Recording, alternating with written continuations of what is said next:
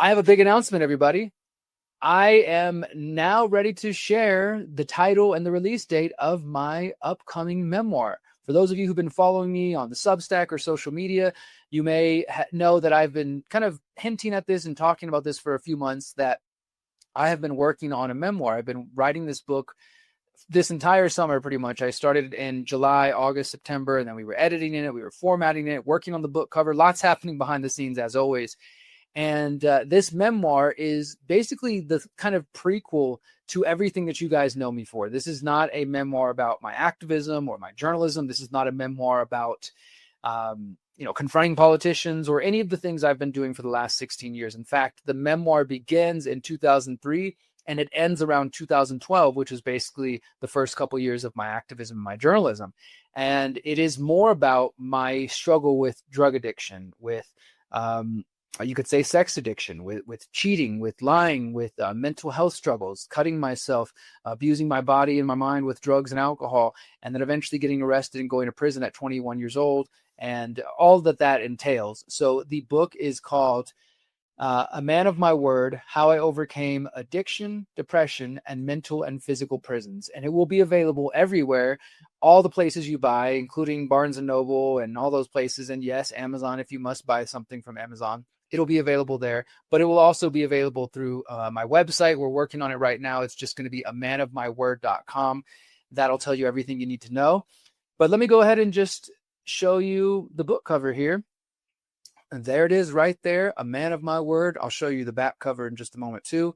A Man of My Word, How I Overcame Addiction, Depression, and Mental and Physical Illness. And yes, that is a young Derrick Broze. That picture was taken 20 years ago, almost to the day. That was November 16, 2005, when I was first arrested for possession of drugs. And that was the beginning of this journey.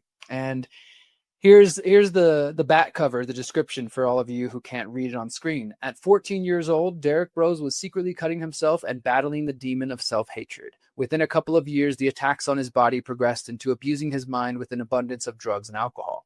On this self-destructive path, he was also doing damage to nearly every young woman he encountered in an attempt to find true love. After spending the better part of his first 2 decades of life drowning in depression and desperately desiring to connect with his drug-addicted, imprisoned, and mostly absent dad, Derrick found himself being pulled into the same world of drug dealing and criminal activity that had ensnared his father. Before he knew it, he was hooked on crystal meth, cocaine, and Xanax, and indebted to a local drug kingpin. As he attempted to navigate the drug business and a maze of lustful relationships, he began to realize that he was not finding happiness in his drug-fueled, chaotic mess of a life. Soon enough, he would find himself arrested and continuing the family tradition of spending time behind bars. It was in this space of losing his freedom that he began his journey towards healing his trauma, understanding his mental health struggles, and uncovering his spiritual path. This is Derrick's story of learning to love himself, forgive his father, and discover his purpose. Follow the ups and downs of his journey as he struggles to become a man of his word. And I've actually shared this with a few of my friends, including James Corbett of the Corbett Report. And James was gracious enough to give this review. He read the book and he enjoyed it. And he says, A Man of My Word is a gripping first-person account of both the dark side of addiction and the redemptive power of hope, healing, and forgiveness. After reading this book, those who know Broze through his journalism will gain a deeper insight into the trauma that inspired his career. And those who aren't yet familiar with his work will have an amazing time discovering the epilogue to this sobering journey from addiction to activism. And here's another little tweet I put out this morning. This is the table of contents to the book.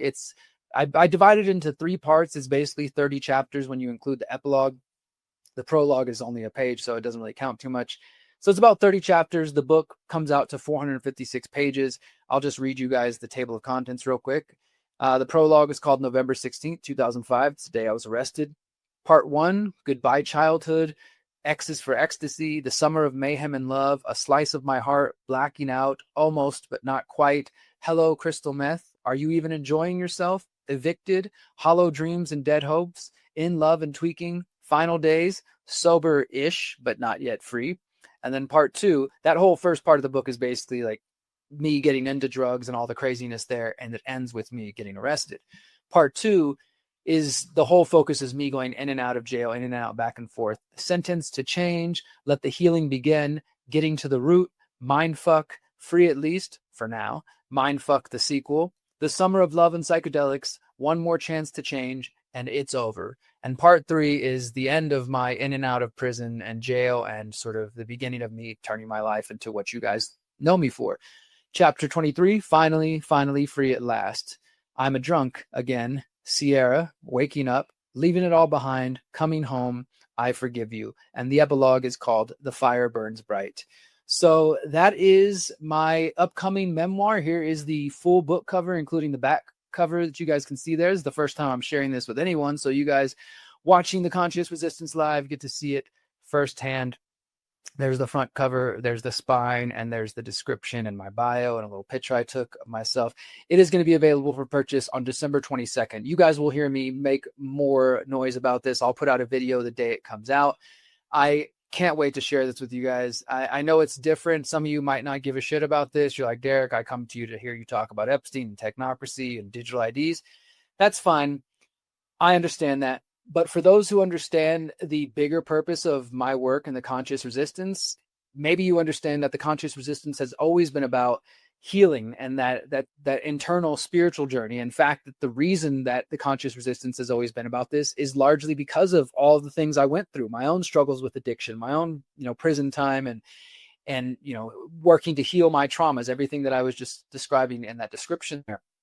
If I hadn't gone through that stuff, I don't know if I would be doing the work I'm doing today. In fact, whenever I give a talk or I share about this, I typically tell people that my first awakening was then in 2005 when I got locked up. And then I started to wake up to politics in 2009, 2010, 11. And that's basically where the book ends as I begin my current journey. And maybe one day I'll write another memoir, discussing everything I've done in the last 16 years. And, who knows where things are going next. But yeah, this is my journey. This is my story. And this is the most full version of it I've ever told. I've told bits and pieces of this. If you've heard me speak publicly and give presentations, I've touched on it a little bit, but this is the fullest version of my story.